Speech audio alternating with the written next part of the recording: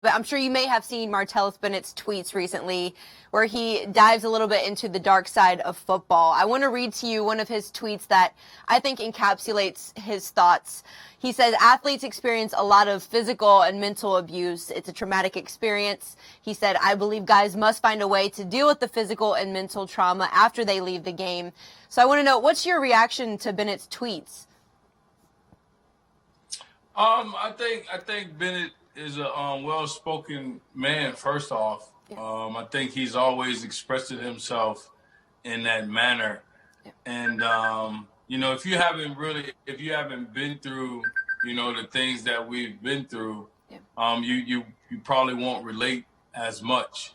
But I think he's pretty on about what he's talking about, because it is a lot that goes on from when you first go to the combine to, just certain people's mentality that are leading you, that you have to deal with.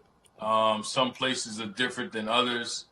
I experienced that in the latter part of my career, which helped me to get other jobs and be, like, I'm the chief of staff now at the University of Miami. So, those experiences has helped me as well.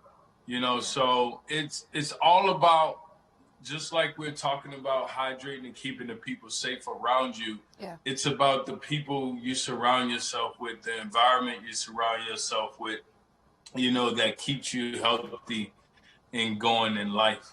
Yeah. A recent ABC News report showed the NFL's concussion settlement protocol programs discriminate against black players, and they have data suggesting race-based adjustments could have detrimental impacts on the payouts to players. What are your thoughts to that, and is this something you've seen or discussed with any former players?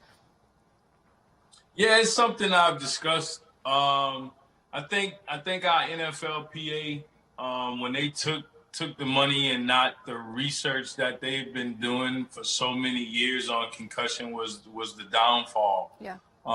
People health is more important than money, and that just showed how our PA has operated over the years. I don't think we do a great job of taking care of the players, but we don't do that bad of a job. Yeah. We're just not doing the very best I think we can do, of taking care of the people who paved the way, the guys that came before us.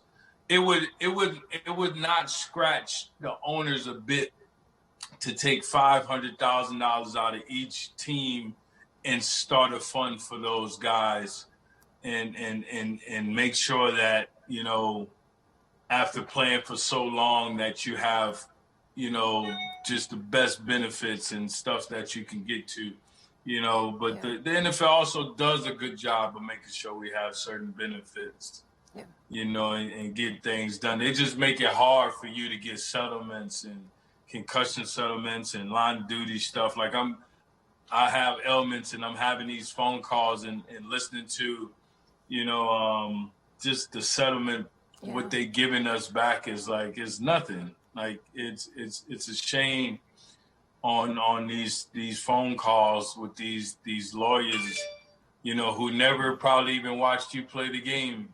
It's really bad.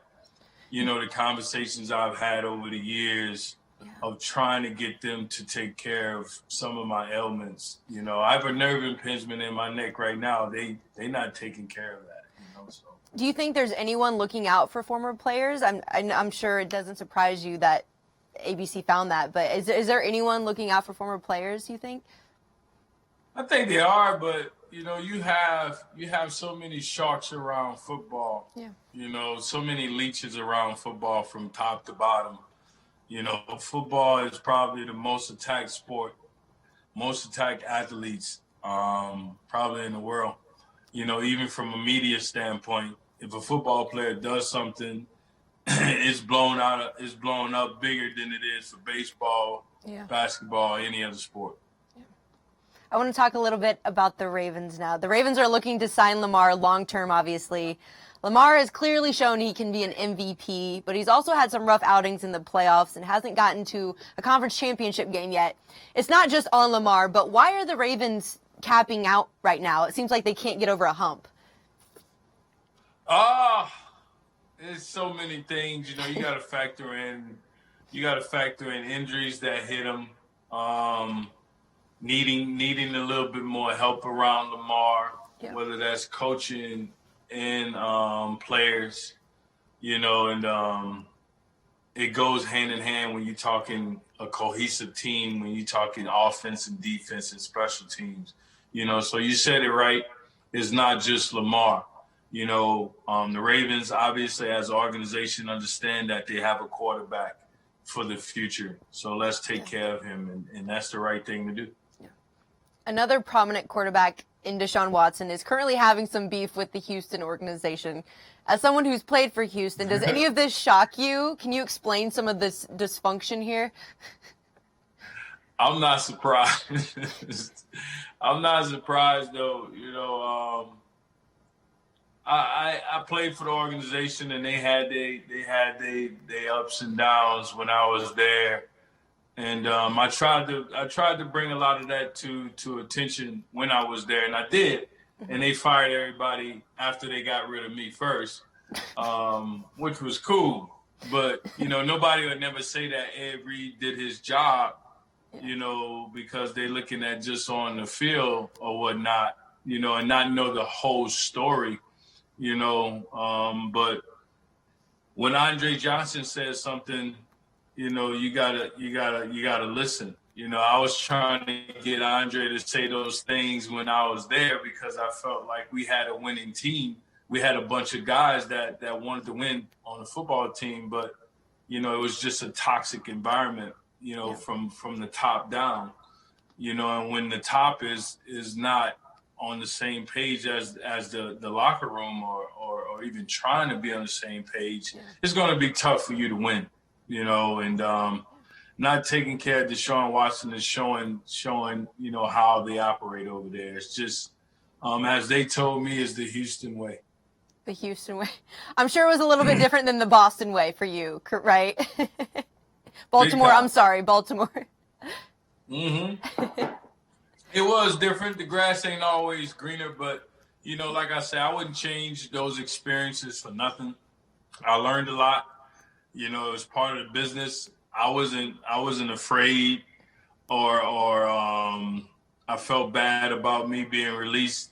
I got picked up an hour after, so, and when it led that team in interception. So you got to ask yourself, was I washed up or, what was it there? For me to leave Houston, go to New York, lead New York in interceptions, what was it in Houston? Yeah. So they just had a lot of other things going on, and that they just couldn't get out of their own way. I talked to the GM and the head coach for 4 hours after they released me, because they still wanted to know what I saw, so. That was definitely an experience. Manning is going into the Hall of Fame. Brady is more than likely going in as well. You played the same time as they were in their prime. As a safety, who was harder to defend? Oh, that's 1A, 1B. You pick your poison. You gotta be on your P's and Q's every snap against those guys. You gotta make sure every I is dotted, every T is crossed. No matter which one you're playing against, they both were throwing perfect balls. The ball was going to be right there to the receiver as soon as he came out of his break. So if you wasn't in position to make a play, like I told guys who asked me about playing against Brady and playing against Peyton, it's like how you stop a perfect ball. So when you figure that out, you can win. Were they any different to prepare for? I know you mentioned how similar they are, but were there any differences in preparing for them?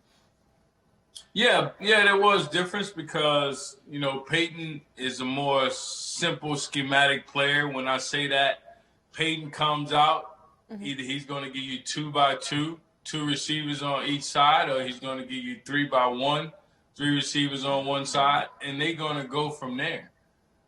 Brady's going to come out. He's going to give you 3-by-2, which is an empty set. He's going to motion the back into the backfield. Then you're going to have 3-by-1. He's going to motion the receiver across the ball. You know, he's doing things to see what matchup to find. When Peyton comes out, he's just like, you got to stop us. Yeah. Last question I have for you, Ed. Who would, in your mind, be tougher to defend now, Mahomes or Lamar? Oh, that's 1A, 1B. Pick your poison. You know, because they both can throw the ball and they both can run. Yeah. You know, that's always a tough task for DBs, because you don't know if he's crossed the line of scrimmage and you should come up and try to make a tackle, or he's just running sideways and can make a throw and you got to plaster your receiver. You know, we responsible for the pass, so that's a tough one right there. You know, yeah, you pick your poison.